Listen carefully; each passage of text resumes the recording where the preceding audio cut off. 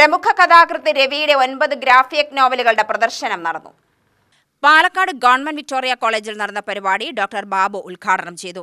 കഥാകൃത്ത് രവി ഗ്രാഫിക് നോവലുകളെക്കുറിച്ച് വിശദീകരിച്ചു.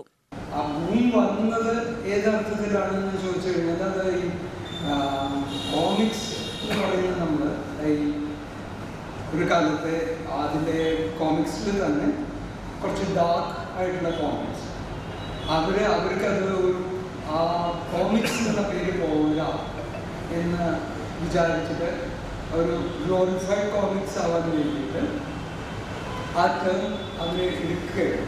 അങ്ങനെയാണ് ഈ ടേം പോപ്പുലർ ആവാൻ കാരണം അതാണ്. ഈ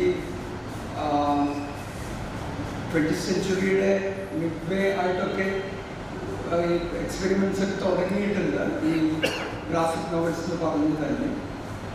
ആ സമയത്ത് അത് ആക്ടിവിസം, പൊളിറ്റിക്കൽ ആയിട്ടുള്ള ഗ്രാഫിക് നോവൽസാണ്. അതിന് വേണ്ടിയിട്ടാണ് അങ്ങനെ ഒരു പുതിയ ടേം വരുന്നതും അങ്ങനെ തുടങ്ങുന്നത്. പക്ഷേ അത് പിന്നെ അതിന് മാറി.